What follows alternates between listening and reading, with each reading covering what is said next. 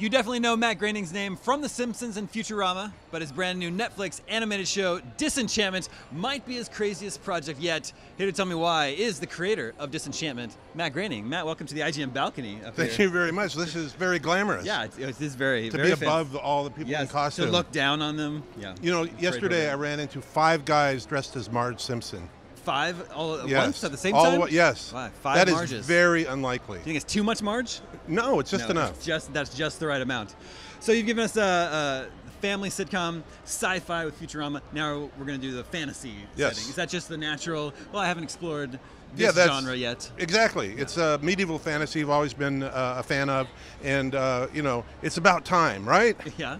Especially characters drawn in The Simpsons Futurama style. Yeah, the animation here is still very recognizable to fans. Yes, if you like The Simpsons, you'll like this show, and if you hate The Simpsons, this is completely different. No, it's yes. So you'll still really like this show. Yeah. For It's sure. amazing how we covered all bases. So this show is about Bean. Yes. Her name, and she's an alcoholic princess. Well, you know, back in the medieval times, they really didn't have alcoholism actually diagnosed. But yes, I would say, yeah, pretty much. What's her drink of choice? Is it just ale? Grog. Grog and ale, yeah. Grog, Not a lot of choices back then. Yeah, but they have 31 flavors of grog. Okay. In Dreamland, where she lives. What's driving her to drink? What's her issue? She's got daddy issues. Her father, King Zog, is trying to marry her off for political reasons. He's really upfront about it. Yeah. You know, as we can all relate to. Sure. Right. Yeah. And she can't become queen. She's beaten in line by her younger brother Derek. I see. Yes. It's the usual fantasy stuff, and then we go sideways. Okay. Okay. Yeah. The reason we do it, we go sideways because you got your Disney World, right? Yeah. Mm-hmm. You got the princesses from Disney. Yeah. You have the royalty from Game of Thrones. We're going a slightly different way. We have elves. Elves in there. Yeah, we have elves and demons. Yeah, I was gonna ask if you were pulling in some like fantasy creatures, dragons. Definitely, we have them all. We have imps. We have trolls. We have orcs? munchkins. Orcs are in there? Well, we don't have orcs. No, okay. I think that's copyrighted. Is that true? We have ogres. Man. I don't know. Are orcs copyrighted by the even Tolkien? say orc? Yeah. What? Are we going to get a YouTube strike now because we said the word orc? How do you think Disenchantment compares to Futurama and The Simpsons? Okay. Disenchantment makes Futurama look like The Simpsons. Wow. I don't even know what that means. That means it's actually Futurama was a little more ambitious than The Simpsons visually, and this, done by Rough Draft Studios, who did Futurama, they really topped themselves. The show is absolutely gorgeous looking, and I think you'll forget you're watching a cartoon if that's even possible. You'll just think I am in. I'm in this world. Yes. I am in Dreamland. Yes. So you do a lot of social commentary on The Simpsons. Can we expect more of that here? Yes. However, it's a little disguised. We didn't say, okay, we're not going to do any overt political allusions. It turns out we did, and we didn't even realize it. It's just you can't help doing it. I've heard, yeah. I've heard other creative people say that. So Bean has her companion Elfo. This is the elf that you mentioned. And what about her personal demon, Lucy? Lucy. Yeah. Lucy is one of the greatest characters in the show because he's a bad example.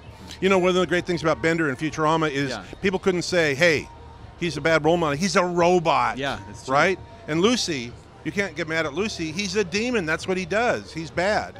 So like, what did you expect? Yeah, exactly. And he's played by Eric Andre, who's fantastic. I see. Lives up to the part.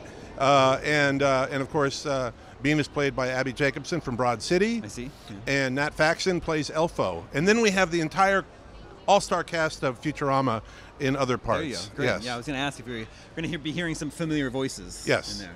But doing unfamiliar things. Doing unfamiliar things, sure. What's it like? Why Netflix? Netflix is fantastic. You know, no. First of all, they're really nice. Sure. That's always good.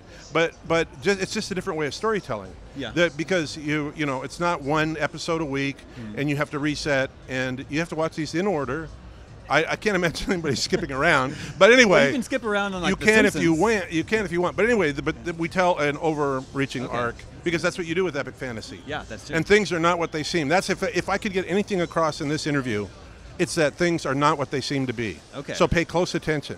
If you don't pay close attention, it's fine. Yeah, you'll have an entertaining experience. You might have a few laughs. But if you watch carefully, there are secrets and clues and puzzles and hidden treasures. Man, that sounds very intriguing. There is no monetary value to these hidden treasures.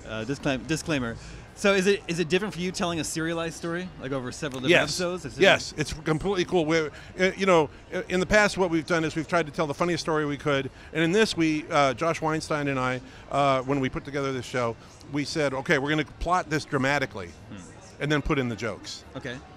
Is it more challenging that way? It's more challenging and more fun. Okay. Yeah. Can you get away with more on Netflix? Well, you know what? Here's how great Netflix has been. Everything we said we wanted to do, they said great. And then we said we changed our mind, we want to do the opposite, and they said great. That's the best. That's like having a very permissive parent. Yeah, it doesn't sound like it should be that easy. No, it shouldn't, but it is. They're fantastic. What do you think is your favorite character across Simpsons and Futurama that you've come up with? Oh, of course, everybody loves Ralph Wiggum.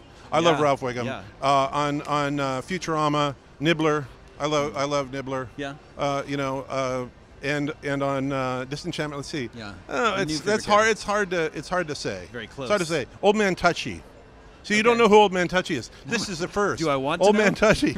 He's in the Why dungeon. Why is he so touchy? Because he touches. Is that why he's in the dungeon? That's why he's in the dungeon. However, he's learned to keep he's his hands not. himself.